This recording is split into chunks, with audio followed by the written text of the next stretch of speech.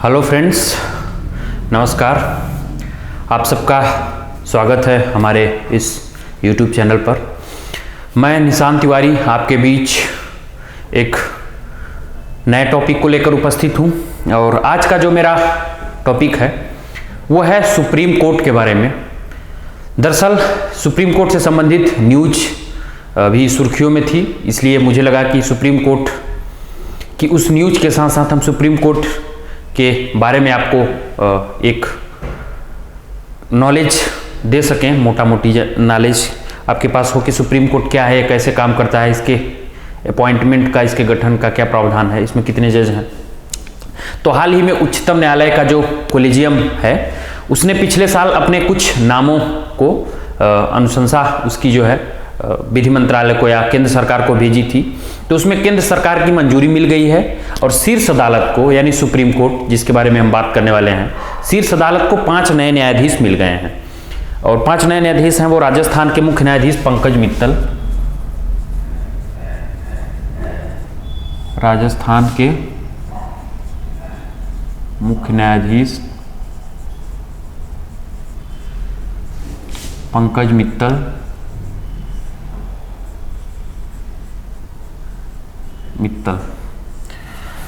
और दूसरे हैं हमारे पटना उच्च न्यायालय के मुख्य न्यायाधीश संजय करोल,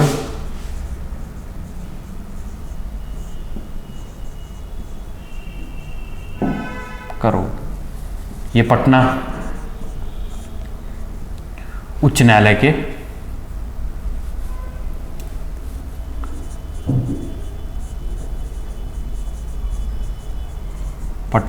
के मुख्य न्यायाधीश संजय करोल। इसके बाद मणिपुर उच्च न्यायालय के मुख्य न्यायाधीश PV Sanjay Kumar,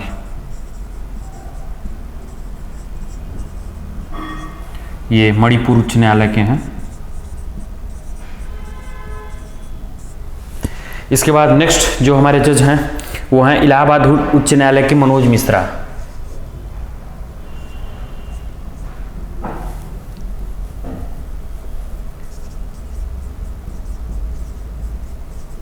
Allahabad high court के मनोज मिश्रा, ये इलाहाबाद हाई कोर्ट के जज हैं। इसके बाद हमारे अंतिम न्यायाधीश हैं वो हैं पटना उच्च न्यायालय के ही जज हैं अहसानुद्दीन अमानुल्लाह,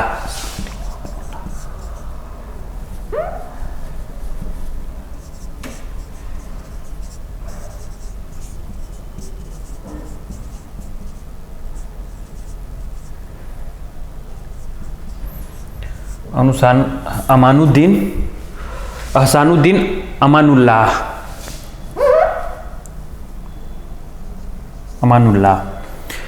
ये जो हैं हमारे सुप्रीम कोर्ट के 5 जो नए न्यायाधीश हैं। इसी के साथ अब हम जानेंगे कि सुप्रीम कोर्ट जो है वो कैसे बना।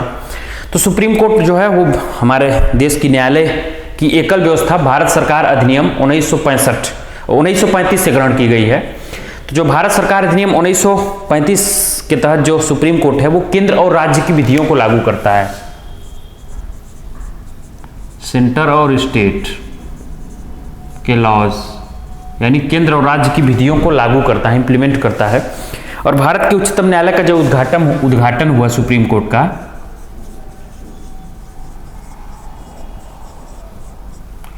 वो 28 जनवरी 1950 को हुआ।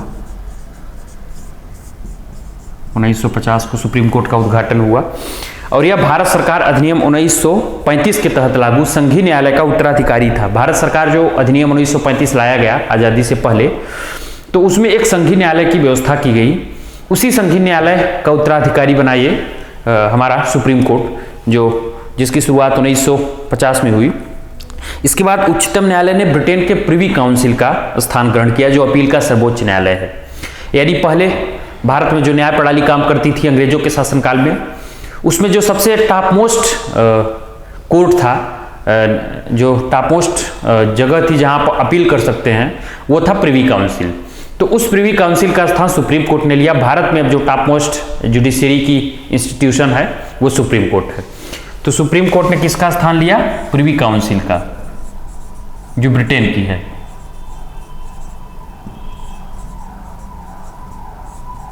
ये ब्रिटेन में था। उस समय जब भारत आज़ाद था तो सभी मामले प्रिवी काउंसिल में जाते थे।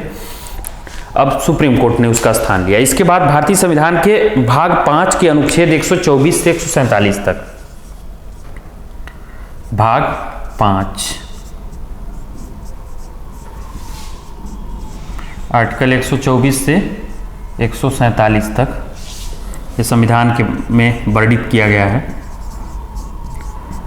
भाग 5 में है और आर्टिकल 124 से 147 तक सुप्रीम कोर्ट के गठन, यानी इसका गठन कैसे होता है,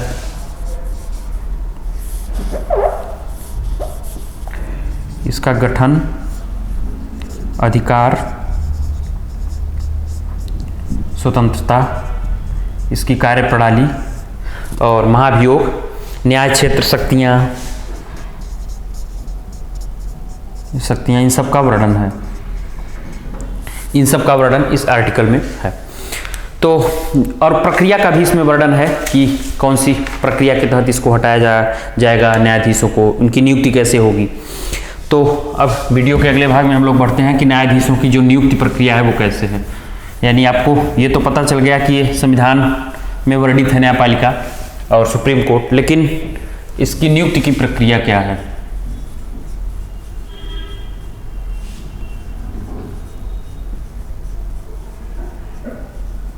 नियुक्ति की प्रक्रिया आप सबको पता होगा कि भारत के जो राष्ट्रपति हैं, प्रेसिडेंट ऑफ इंडिया, वो हाई कोर्ट, सुप्रीम कोर्ट के जजों की नियुक्ति करते हैं। तो सुप्रीम कोर्ट के जजों की नियुक्ति कौन करता है?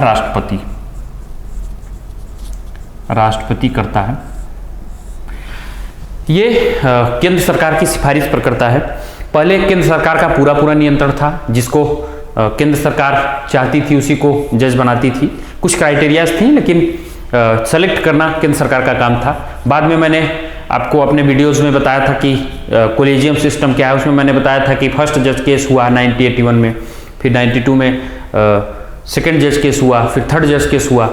इसमें एक प्रक्रिया इवॉल्व हुई, उस प्रक्रिया को कोलेजियम सिस्टम कहते हैं। इसमें ये सिस्टम बना दिया गया कि जजों की नियुक्ति जो है वो सुप्रीम कोर्ट के कुछ जो चीफ जस्टिस सहित कुछ जस्टिस का पैनल होगा, जिसमें 4 जस्टिस शामिल होंगे।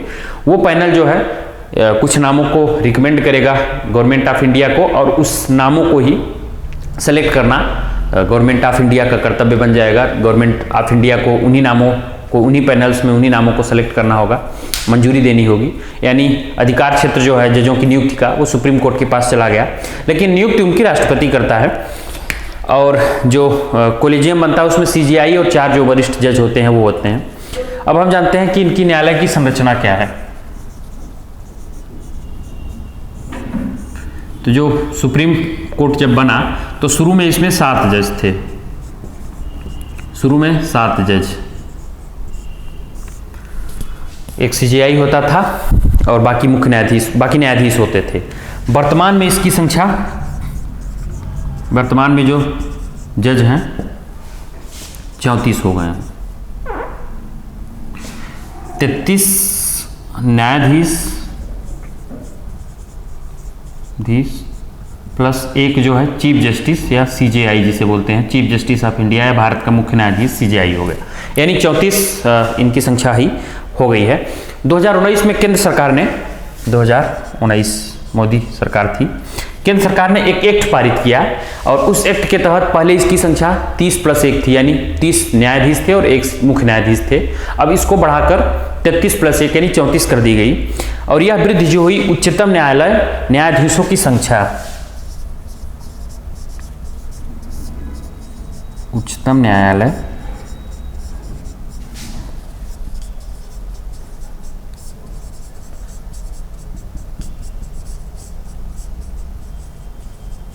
न्यायाधीशों की संख्या संशोधन विधेयक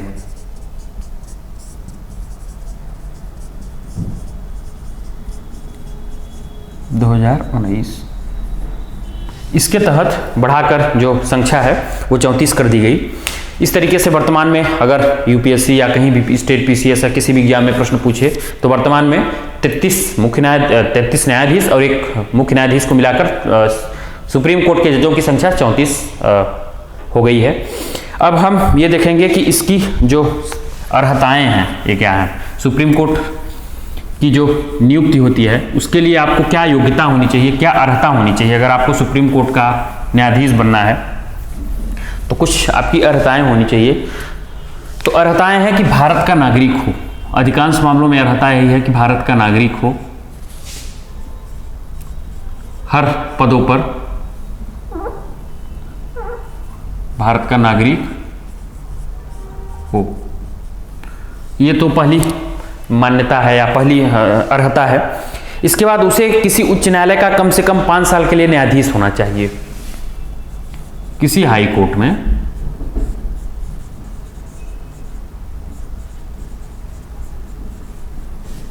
कम से कम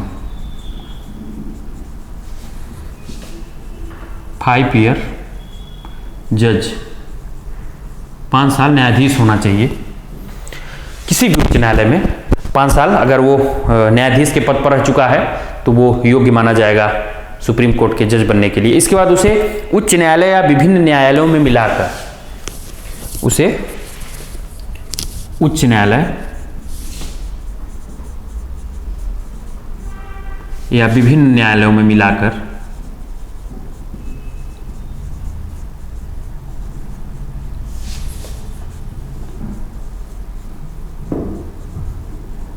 मिलाकर 10 वर्ष 10 ईयर अधिवक्ता होना चाहिए, यानी वकील। 10 वर्ष तक उसको अधिवक्ता का अनुभव हो। यानी अगर 10 वर्ष तक वो उच्च न्यायालय या किसी भी न्यायालय में अधिवक्ता रहा है तो वह सुप्रीम कोर्ट का जज बनने के योग्य है। इसके बाद राष्ट्रपति के मत में सम्मानित विधिवेत्ता हो,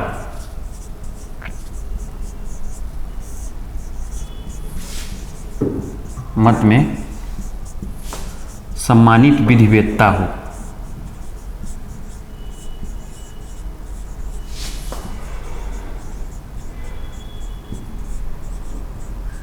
यानी अगर राष्ट्रपति को ऐसा लगता है कि कोई व्यक्ति है जिसको कानून की जानकारी है, वो विधिवेत्ता है या न्यायवादी है, तो उसको भी सुप्रीम कोर्ट का जज बनाया जा सकता है। अब हम बात करेंगे कि वो शपथ क्या लेता है। कोई भी पद, संवैधानिक पद धारण करने पर हर व्यक्ति को एक शपथ लेनी होती है, उसको हम शपथ या प्रतिज्ञान बोलते हैं।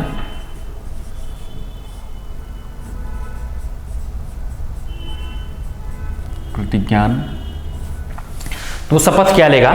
वो शपथ लेता है कि राष्ट्रपति के सामने ही शपथ लेता है। भारत के जो जज होते हैं, सीजेआई और सुप्रीम कोर्ट के जो जज होते हैं, वो राष्ट्रपति उनको शपथ दिलाता है। हाई कोर्ट के न्यायालय के जो न्यायाधीश होते हैं उनको राज्यपाल शपथ दिलाता है। तो सुप्रीम कोर्ट के जजों को राष्ट्रपति शपथ दिलाता है और शपथ में वो लिखते हैं कि भारत के संविधान के प्रति सच्ची श्रद्धा एवं निष्ठा रखूंगा।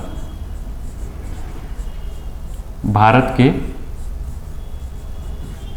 संविधान के प्रति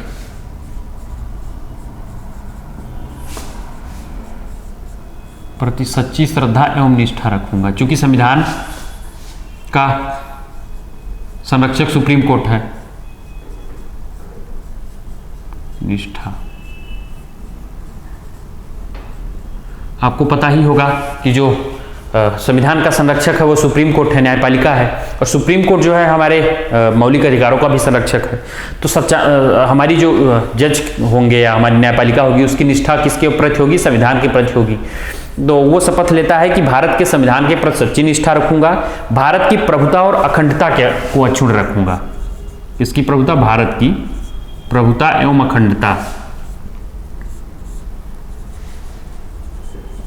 अखंडता, अक्षुण्ण रखूंगा।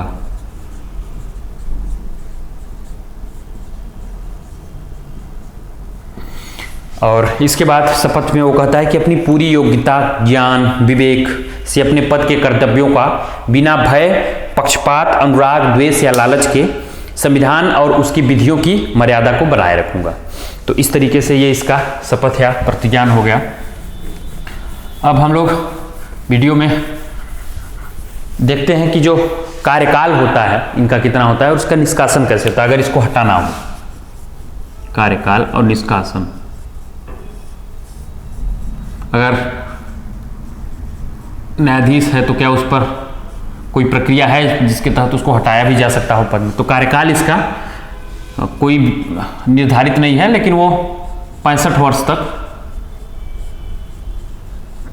पद पर रह सकता है।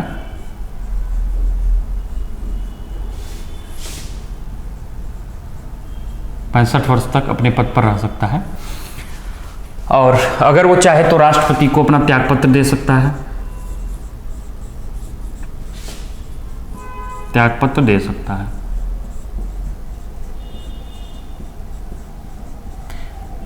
यानी ये स्वेच्छा से चाहे तो त्यागपत्र दे सकता है। लेकिन अगर राष्ट्रपति चाहे, राष्ट्रपति जो है इसको, एक महाभियोग की प्रक्रिया होती है, महाभियोग,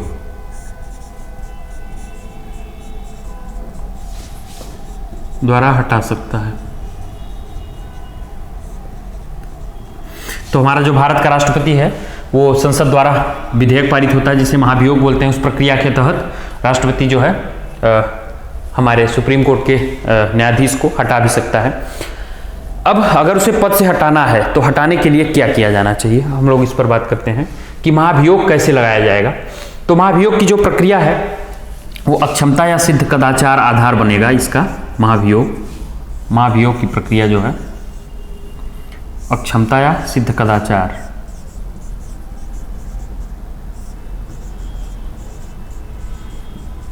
इसके आधार पर इसको हटाया जा सकता है। ये आधार बनता है हटाने का।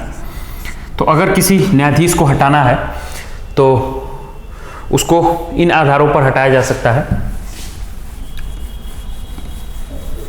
अब ये हटाने की प्रक्रिया कैसी हो इस पर हम लोग बात करते हैं। तो ये जो न्यायाधीश है उसको हटाने के लिए जरूरी है कि राष्ट्रपति का आदेश हो और वो आदेश संसद के दोनों सदनों में,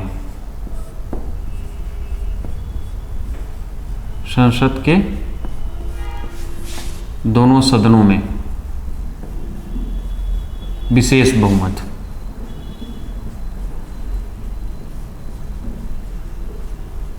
संसद के दोनों सदनों में विशेष बहुमत से अगर कोई प्रस्ताव पारित हो तो उस प्रस्ताव के तहत राष्ट्रपति इसको पद से हटा सकता है। विशेष बहुमत का मतलब क्या है, आप लोग को ये जानना जरूरी है कि विशेष बहुमत जो है वो कैसे होता है। उपस्थित सदस्यों का बहुमत, उपस्थित सदस्यों का 2/3 बहुमत और कुल सदस्यों का बहुमत 2/3 और कुल सदस्यों का बहुमत।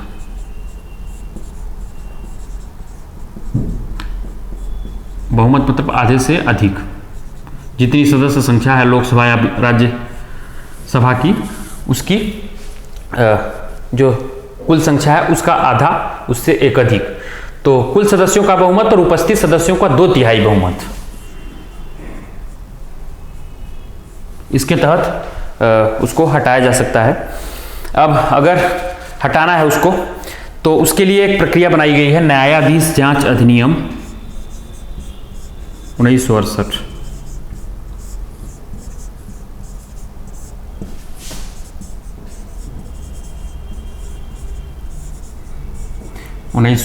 में इसका उल्लेख है, न्यायाधीश जांच अधिनियम 1968। इसमें न्यायाधीश का जो जज है या न्यायाधीश, इसकी महाभियोग की प्रक्रिया है। महाभियोग की प्रक्रिया यानी अगर उसको हटाना है तो उसको कैसे हटाया जाएगा, ये प्रक्रिया वर्णित की गई है। महाभियोग की प्रक्रिया इस न्यायाधीश जांच अधिनियम 1968 में है। अब इसका अगर निष्कासन है तो इसमें प्रस्ताव पारित किया जाएगा संसद में। जो कोई विधेयक जाएगा इसके निष्कासन के लिए तो प्रस्ताव जाएगा, तो लोकसभा में 100 सदस्य और राज्यसभा में 50 सदस्य। 50 सदस्य अगर प्रस्ताव पर हस्ताक्षर करेंगे तो ये जाएगा अध्यक्ष के पास। किसके पास? अध्यक्ष या सभापति। राज्यसभा का सभापति होता है, लोकसभा का अध्यक्ष। अब सभापति और अध्यक्ष उस प्रस्ताव को स्वीकार भी कर सकते हैं और अस्वीकार भी कर सकते हैं। अगर अस्वीकार कर लेंगे तो रद्द हो जाएगा, अस्वीकार कर सकते हैं, यानी उनके हाथ में है, को चाहे तो स्वीकार करें और चाहे तो अस्वीकार करें।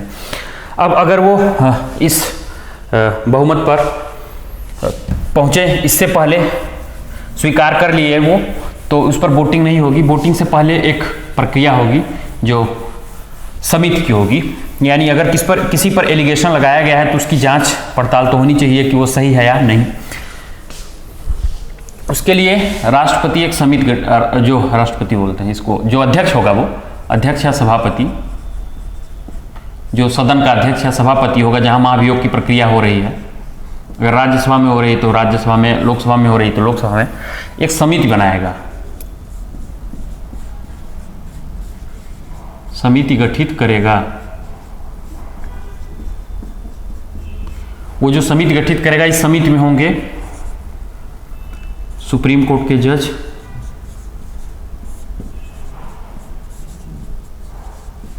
Chief justice of India CJI, या आप जज, कोई एक जज कह सकते हैं, या तो मुख्य न्यायाधीश या होगा, या एक कोई न्यायाधीश होगा। दूसरा राज्य या कोई हाई कोर्ट का जज, किसी भी राज्य के हाई कोर्ट का जज। अगर हाई कोर्ट का जज है तो वो होगा। और तीसरा होगा एक न्यायविद या विधिवेत्ता न्यायविद होगा। ये तीनों लोग समिति में होंगे और समिति सिफारिश करेगी, उसकी जांच करेगी, इसके बाद सिफारिश करेगी, जांच करेगी कि क्या सच में इस पर जो आरोप लगाए हैं वो सही हैं, जो कदाचार के या दुर्व्यवहार के, अक्षमता के जो एलिगेशन लगाए गए हैं इसको हटाने के लिए। अगर वो सही हैं तो वो अपनी जो रिपोर्ट है वो अध्यक्ष को सौंप देगी और इस पर अध्यक्ष जो है सहमति देके स्वीकार करके उस पर वोटिंग कराएगा और 2/3 बहुमत जो है अगर पारित हो जाएगा 2/3 बहुमत से, तो इसके बाद वो राष्ट्रपति के पास आएगा, राष्ट्रपति उस पर साइन करेगा और आदेश जारी कर देगा कि सुप्रीम कोर्ट जो है उसके न्यायाधीश को हटा दिया जाना चाहिए। अब हम लोग ये जाने एक महत्वपूर्ण फैक्ट कि सुप्रीम कोर्ट के किसी भी जज पर अभी तक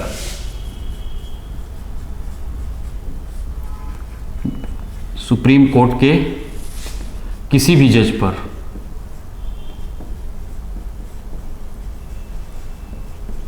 अभी तक महाभियोग नहीं लगा है, ये आपके जानकारी में रहना चाहिए। महाभियोग की प्रक्रिया आपको पता चल गई, नहीं लगा है। तो सुप्रीम कोर्ट के किसी भी जो जज को हटाने की जो महाभियोग की प्रक्रिया अभी तक किसी पर लगाई नहीं गई है। हाँ, एक मामला आया था महाभियोग का, जो उच्चतम न्यायालय के न्यायाधीश थे वी रामास्वामी।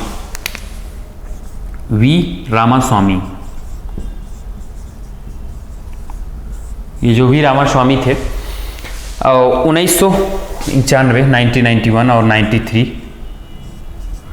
का मामला है। उस समय इनके ऊपर दुर्व्यवहार का चार्ज लगा था और समिति ने ये पाया था, जो समिति बनती है 3 सदस्यों की, जिसको सदन का अध्यक्ष बनाता है या सभापति, उस समिति ने उनको दुर्व्यवहार का और अक्षमता का दोषी पाया था। लेकिन ये प्रस्ताव जो है वहाँ पारित नहीं हो पाया लोकसभा में, क्योंकि कांग्रेस पार्टी ने उसका बहिष्कार कर दिया इस प्रस्ताव का। तो इस तरीके से अभी तक जो सुप्रीम कोर्ट के न्यायाधीश हैं उनको हटाया नहीं गया है महाभियोग की प्रक्रिया के तहत। तो मैंने इस वीडियो में आपको बताया शुरू से कि कौन से वो 5 नए न्यायाधीश हैं जो सुप्रीम कोर्ट को मिले हैं। कोलेजियम सिस्टम के बारे में थोड़ा सा बताया, इसके बारे में बताया कि सुप्रीम कोर्ट के न्यायाधीशों का गठन कैसे हुआ, उनकी संरचना क्या है, उनके अधिकार क्षेत्र क्या है, उनको क्या कार्य काल का प्रबंध होता है, कैसे उनको हटाया जाता है। इस वीडियो में मैंने आप सबको सुप्रीम कोर्ट का जो मोटा मोटी खाका या स्ट्रक्चर है, जो आपके यूपीएससी या स्टेट पीसीएस की एग्जाम में जहाँ से सवाल बनते हैं, उसके बारे में जानकारी दी है। अगले वीडियो में अगले टॉपिक पर आपके बीच फिर से उपस्थित होंगे। तब तक आप सब इस वीडियो को अपना प्यार दीजिए और चैनल को सब्सक्राइब करिए। आपका बहुत बहुत आभार और धन्यवाद।